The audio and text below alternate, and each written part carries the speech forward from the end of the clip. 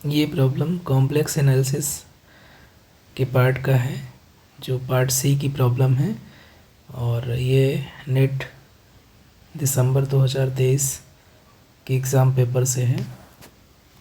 इस प्रॉब्लम को सॉल्व करते हैं। ये बहुत ही बेहतरीन प्रॉब्लम से में एक है कॉम्प्लेक्स एनालिसिस के।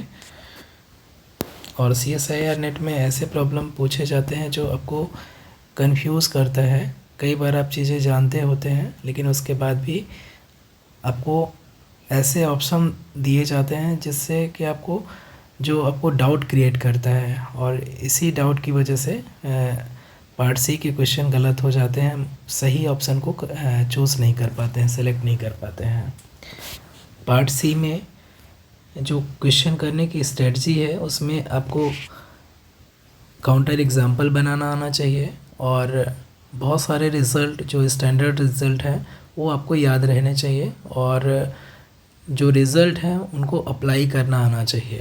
तभी आप पार्ट सी के क्वेश्चन सही तरीके से कर सकते हैं। तो चलिए इस प्रॉब्लम को सॉल्व करते हैं। इसमें हम पिकार्ड्स लिटिल थ्योरम का यूज़ करेंगे, जिसका स्टेटमेंट है कि अगर कोई एनालिटिक या होलोमॉर्फिक फंक्शन है सी से सी में, तो वो एट मोस्ट 1 पॉइंट को स्किप कर सकता है। मीन्स कि जो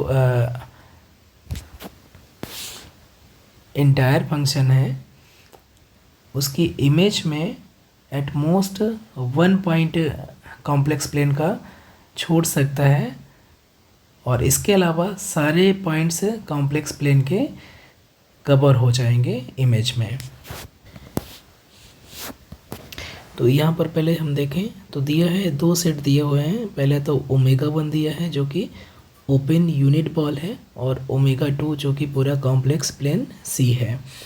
तो हम पहले पार्ट 2 और ऑप्शन नंबर 2 और ऑप्शन नंबर 4 को कंसीडर करते हैं, जिसमें जो कह रहा है कि ऑप्शन नंबर 2 में कह रहा है there exist a holomorphic surjective map from omega to omega 1, यानी कि जो सी से ओपन यूनिट बॉल ओमेगा 1 में क्या कोई होलोमॉर्फिक फंक्शन एग्जिस्ट कर सकता है कि नहीं कर सकता है। Holomorphic function means analytic function, और चूँकि एनालिटिक फंक्शन ऐसा है जिसका डोमेन सी है, मींस एफ क्या हो जाएगा, इंटायर फंक्शन की बात कर रहे हैं। ऐसा क्या कोई इंटायर फंक्शन एग्जिस्ट कर सकता है क्या जो कॉम्प्लेक्स प्लेन पे को मैप करे ओपन यूनिट बॉल ओमेगा 1 पर। तो पिकार्ड लिटिल थ्योरम इंश्योर करती है कि ऐसा कोई भी होलोमॉर्फिक फंक्शन या इंटायर फंक्शन नहीं हो सकता है, होलोमॉर्फिक फंक्शन फ्रॉम सी या कोई भी इंटायर फंक्शन नहीं हो सकता है जो कॉम्प्लेक्स प्लेन को ओपन यूनिट बॉल पे मैप करे। अब ऐसा होलोमॉर्फिक फंक्शन ही एग्जिस्ट नहीं कर सकता है, तो उसके बाद एडिशनल जो कंडीशन है सर्जेक्टिवनेस की, और फोर्थ ऑप्शन में इंजेक्टिवनेस की, अगर हम एडिशनल कंडीशन और लगा दें तो और भी पॉसिबल नहीं है, क्योंकि जब हमें कोई भी होलोमॉर्फिक फंक्शन ही नहीं मिलेगा ओमेगा 2 से ओमेगा 1 पर, ठीक है, कॉम्प्लेक्स प्लेन से ओपन यूनिट बॉल पर कोई भी हमें होलोमॉर्फिक फंक्शन ही नहीं मिलेगा। इसलिए अगर हम और एडिशनल कंडीशन लगा दें कि सर्जेक्टिव होलोमॉर्फिक मैप मिलेगी क्या, तो जब होलोमॉर्फिक मैप ही एग्जिस्ट नहीं करेगी तो सर्जेक्टिव की हम बात ही नहीं कर सकते हैं। तो ये दोनों ऑप्शन हमारा इनकरेक्ट हो जाएगा with the help of Picard little theorem. Picard little theorem ensure करती है कि अगर कोई फंक्शन इंटायर फंक्शन है, या कोई भी होलोमॉर्फिक फंक्शन है या एनालिटिक फंक्शन है जिसका डोमेन सी है, तो जो उसकी इमेज होगी ये अगर हम सी से इसको सब्ट्रैक्ट करें, यानी कि जो पूरा कॉम्प्लेक्स प्लेन से हम एफ़ की इमेज, जो एफ़ क्या है होलोमॉर्फिक फंक्शन है, और उसकी अगर हम इमेज को हम रिमूव करते हैं तो ये क्या हो सकता है, एट मोस्ट ये सिंगल्टन हो सकता है, एट मोस्ट सिंगल्टन सेट हो सकता है।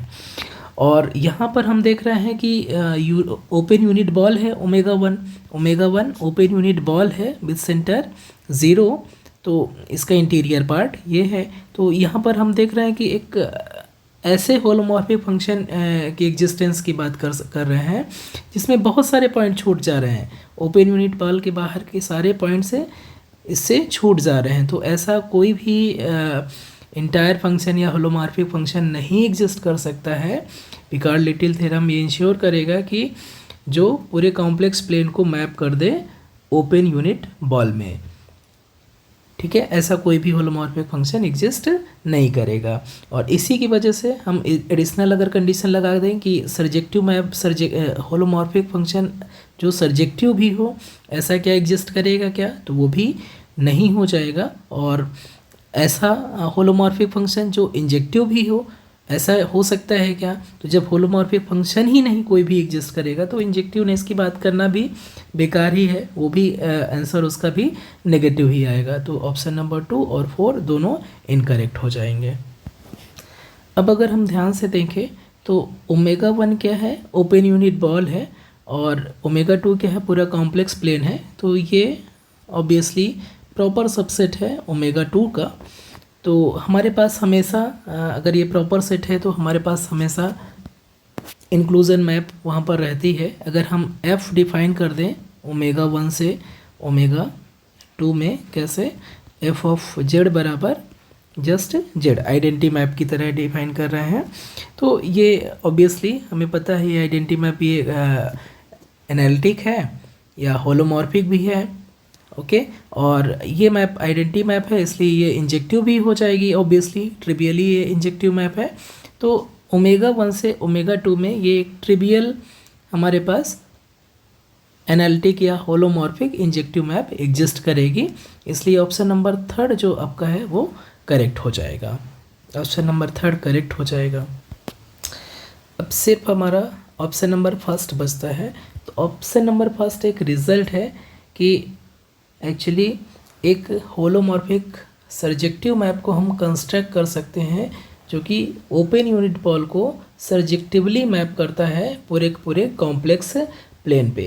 यहाँ पर ये ध्यान देना ज़रूरी है कि ये सिर्फ क्या कह रहा है कि एक होलोमॉर्फिक सर्जेक्टिव मैप एग्जिस्ट करेगा, इसको हम कंस्ट्रक्ट कर सकते हैं जो ओमेगा 1 को ओमेगा 2 पे मैप करेगा। यानी कि ये एक ऑनटू मैप जो कि होलोमॉर्फिक भी होगा ओमेगा 1 से ओमेगा 2 में एग्जिस्ट करेगा। ये एक कंस्ट्रक्टिव प्रॉब्लम है, और अगर कभी होगा तो मैं इसका पूरा प्रूफ वीडियो अपलोड कर दूंगा।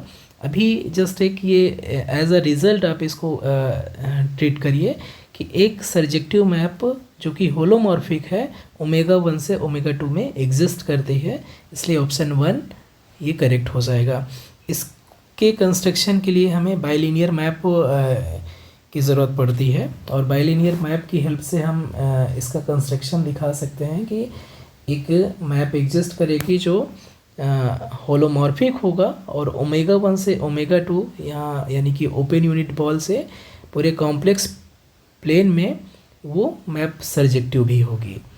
तो ऑप्शन 1 भी यहाँ पर करेक्ट हो जाएगा। लेकिन ये बात यहाँ पर ध्यान देने वाली है कि ये जो मैप आएगी होलोमॉर्फिक सर्जेक्टिव मैप आएगी, ये सिर्फ सर्जेक्टिव रहेगी, लेकिन एट द सेम टाइम ये मैप इंजेक्टिव कभी नहीं हो सकती है। मीन्स होलोमॉर्फिक अगर सर्जेक्टिव ये मैप जो मिलेगी, जो कंस्ट्रक्शन करके मिलेगी, वो कभी इंजेक्टिव नहीं हो सकती है। Means bijective holomorphic function omega 1 से ओमेगा 2 में कभी एग्जिस्ट नहीं कर सकता है। या तो वो इंजेक्टिव रहेगा या तो वो सर्जेक्टिव रहेगा।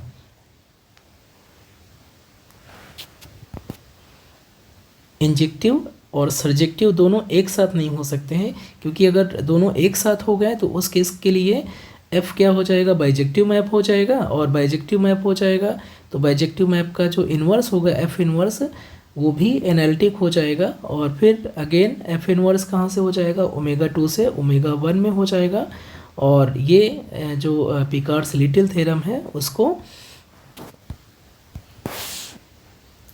पिकार्ड लिटिल थ्योरम है उसको फॉलो नहीं करेगा, क्योंकि ये ओमेगा 2 को कहाँ पर मैप करेगा, सर्जेक्टिवली मैप करेगा ओमेगा 1 पे।